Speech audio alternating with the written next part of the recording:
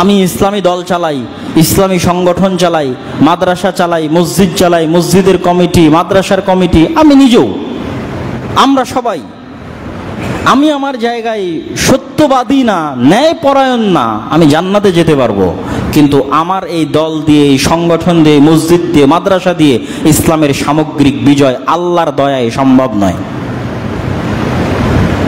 মানে রাষ্ট্রে ইসলাম আল্লাহ আমার হাত দিয়ে দিবেন না। রাষ্ট্রে ইসলাম যদি আমি প্রতিষ্ঠা করতে চাই, প্রত্যেক ইসলামী দলকে নিশ্চিত করতে হবে তার দলের মধ্যে শতভাগ সত্যবাদিতা, শতভাগ ন্যায়পরায়ণতা। প্রত্যেক মাদ্রাসাকে নিশ্চিত করতে হবে তার মাদ্রাসার মধ্যে শতভাগ সত্যবাদিতা, শতভাগ ন্যায়পরায়ণতা। প্রত্যেক মসজিদকে নিশ্চিত করতে হবে মসজিদ কমিটিকে শতভাগ সত্যবাদিতা, শতভাগ ন্যায়পরায়ণতা। তখন দেখবেন কোন একটা ছোট মসজিদ থেকে রাষ্ট্র ক্ষমতায় চলে গেছে, কোন একটা ছোট মাদ্রাসা থেকে রাষ্ট্র ক্ষমতায় চলে গেছে, কোন একটা ছোট দল থেকে রাষ্ট্র ক্ষমতায় চলে গেছে আল্লাহর দয়ায়। আল্লাহ তখন পরিবেশ তৈরি করে দিবে। কিন্তু আমি তো সেই যোগ্য হইনি। এবং আমাদের যোগ্যতার আরো একটি বড় অভাব আছে, সেটি হচ্ছে এই যে 5ই আগস্ট গেল, এরকম 5ই আগস্ট প্রতি 15-20 বছর 25 বছর পর আসবে, এটা আপনি লিখে রাখেন।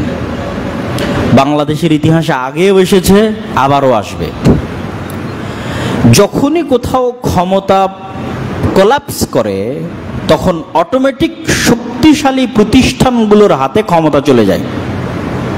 যেমন বাংলাদেশের সবচেয়ে শক্তিশালী প্রতিষ্ঠান হচ্ছে সেনাবাহিনী, অ্যাজ এ ইনস্টিটিউট সবচেয়ে সাজানো গোছানো পাওয়ারফুল ইনস্টিটিউট হচ্ছে সেনাবাহিনী। ফলত যখনই ক্ষমতা কারো হাত থেকে চলে যাবে, তখন অটোমেটিক পাওয়ার ট্রানজিশন হবে সেনাবাহিনীর কাছে। এই যে 15-16 বছরের রেজিম বিদায় নিল, এখন যারা ক্ষমতায় আছে তারা তো গণতন্ত্র দিয়ে নির্বাচন করে ক্ষমতায় আসেনি, তাহলে তাদের কাছে ক্ষমতা গেল কিভাবে? তাদের প্রত্যেকের ব্যাক ইন্ডে শক্তিশালী প্রতিষ্ঠান আছে। কারো ব্যাক ইন্ডে ব্রাক আছে, কারো ব্যাক ইন্ডে গ্রামীণ আছে, কারো ব্যাক ইন্ডে অধিকারের মতো শক্তিশালী মানবাধিকার সংস্থা আছে। তো এই যে শক্তিশালী প্রতিষ্ঠান অটোমেটিক আপনাকে রাষ্ট্র ক্ষমতায় নিয়ে যায়, না চাইতেও রাষ্ট্র ক্ষমতা আপনার কাছে আসবে।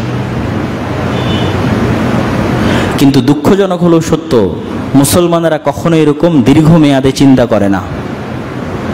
মুসলমানেরা চিন্তা করে আমি এরকম হাজার হাজার কোটি কোটি মুসলমান থাকার পরও তাদের শক্তিশালী কোনো মিডিয়া নাই, যে মুসলমানদের প্রতিনিধিত্ব করবে এরকম কোনো মিডিয়া নাই, মুসলমানদের প্রতিনিধিত্ব করবে এরকম কোনো শক্তিশালী অর্থনৈতিক প্রতিষ্ঠান নাই।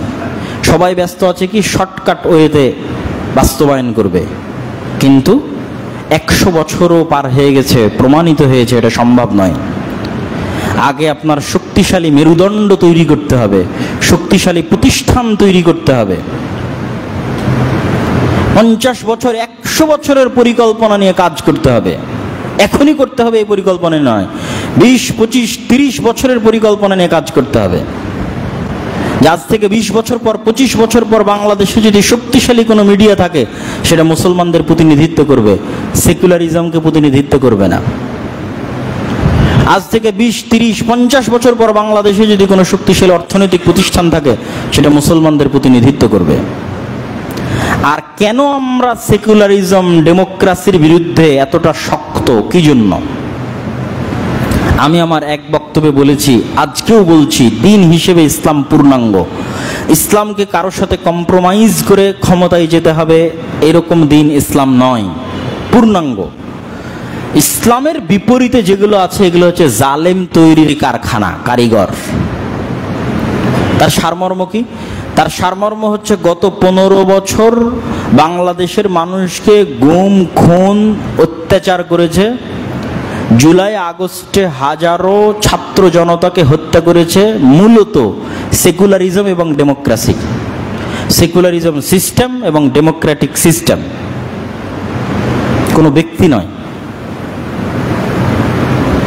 কেননা গত 15 বছর এই নামেই শাসন পরিচালিত হয়েছে, ধর্মনিরপেক্ষ মতবাদের নামেই, অসাম্প্রদায়িকতার নামেই, গণতন্ত্রের নামেই শাসন পরিচালিত হয়েছে। তাহলে মূল কালপ্রিট কে? মূল কালপ্রিট এগুলো। কিন্তু আমরা সেগুলোকে দোষারোপ করছি না, বরং ওগুলোকে টিকিয়ে রাখছি, জিইয়ে রাখছি। ওগুলো যদি টিকে থাকে, জিইয়ে থাকে, তাহলে আবারও 15-20 বছর পর এরকম জালেম তৈরি হবে, ফ্যাসিস্ট তৈরি হবে। সম্মানিত উপস্থিতি, আমরা বলছিলাম দিন হিসেবে সামগ্রিক ইসলামের একটা রূপ আছে, রাষ্ট্রে ইসলামের নিজস্ব চিন্তা ভাবনা আছে, অর্থনীতিতে ইসলামের নিজস্ব চিন্তা ভাবনা আছে।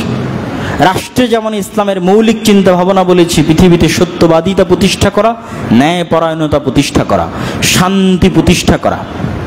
এটার জন্য আমরা আমাদের জায়গা থেকে কি করতে পারি?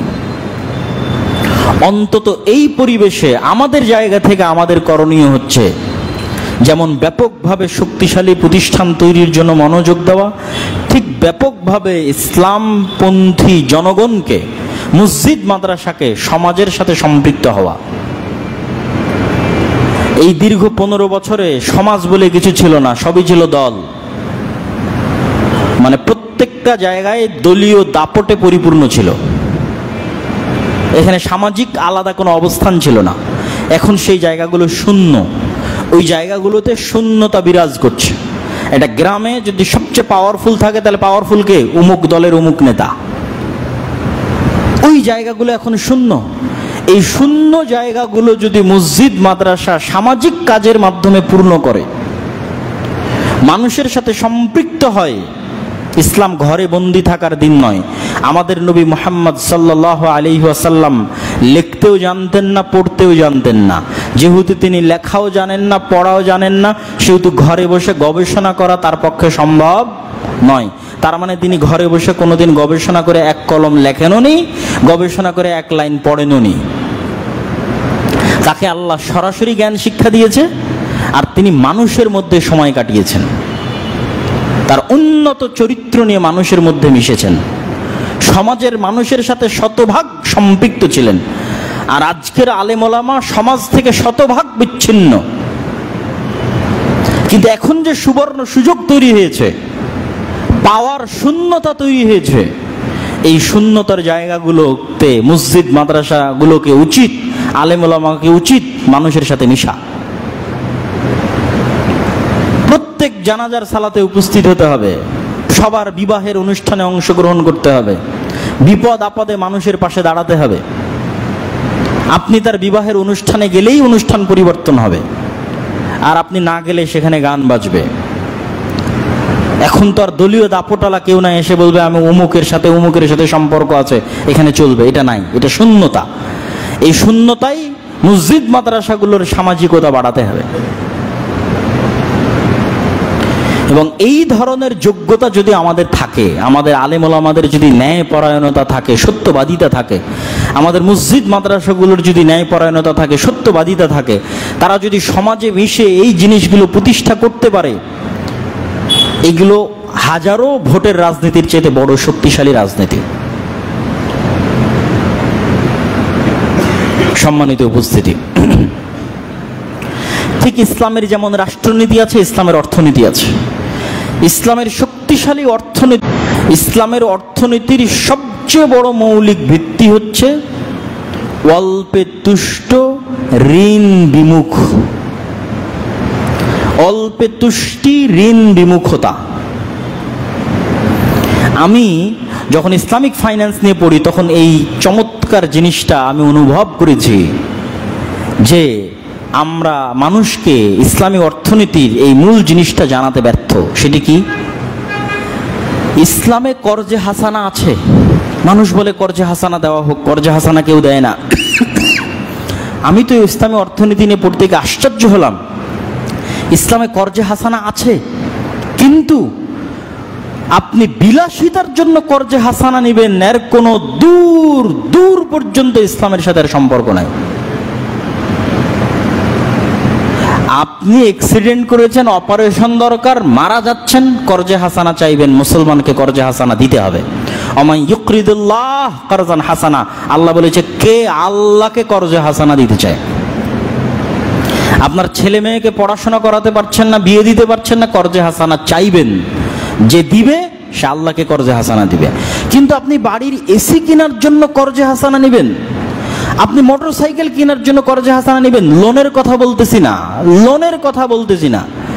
মানুষ তার বাড়ি মাটি থেকে পাকা করবে এই জন্য কারো কাছে করজে হাসানা নিবে, মানুষ তার গাড়ি ক্রয় করবে বিলাসিতার জন্য এই জন্য করজে হাসানা নিবে, এর সাথে ইসলামের দূরতম সম্পর্ক নাই। রাসূল সাল্লাল্লাহু আলাইহি ওয়াসাল্লাম এতটা ঋণ বিমুখতার হাদিস বলে গেছেন। মানে করজে, তখন সুদের ঋণের কথা নয়, এগুলো প্রত্যেকটা করজে হাসানার স্বাভাবিক ঋণ, স্বাভাবিক ধার কর্জ।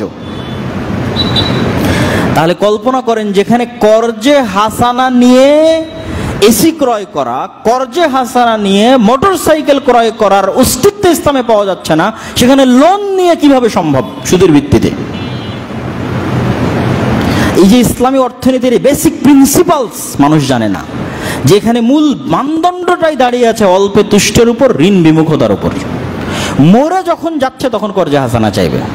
এইভাবে ঋণের বিরুদ্ধে, ঋণ মানে আমি লোনের ঋণ বলিনি, স্বাভাবিক করজে হাসানার বিরুদ্ধে রাসূল সাল্লাল্লাহু আলাইহি ওয়াসাল্লাম বলে গেছে। সেখানে আমরা সুদের লোনের সাথে জড়িত। এবং আজকে সারা পৃথিবীতে ইহুদিরা সুদের ইকোসিস্টেম তৈরি করেছে। এই সুদের ইকোসিস্টেম আপনি বাংলাদেশে বসে বুঝতে পারবেন না। এটা ইউরোপ সফর করার পর আমার রিয়েলাইজেশন হয়েছে, আমার অনুভূতি জাগ্রত হয়েছে, অনুভব করতে পেরেছি। মানুষ বলে ইউরোপ আমেরিকায় সকল মানবিক অধিকার আছে, কথা ঠিক, আপনার জীবনের নিরাপত্তা আছে, আইনের শাসন আছে, সকল কিছু আছে। কিন্তু আমি যখন গভীরে ঢুকলাম, ওই গভীরের ওই জিনিসটা মুসলমানেরা জানে না। সেটা হচ্ছে বাংলাদেশে আপনি চাইলে সুদমুক্ত বসবাস করার চেষ্টা করতে পারবেন, কিন্তু কোনো মানুষ আমেরিকায় গিয়ে, ইউরোপে গিয়ে স্থায়ী বসবাস করবে আর সুদমুক্ত থাকবে, এটা অসম্ভব, অসম্ভব, অসম্ভব।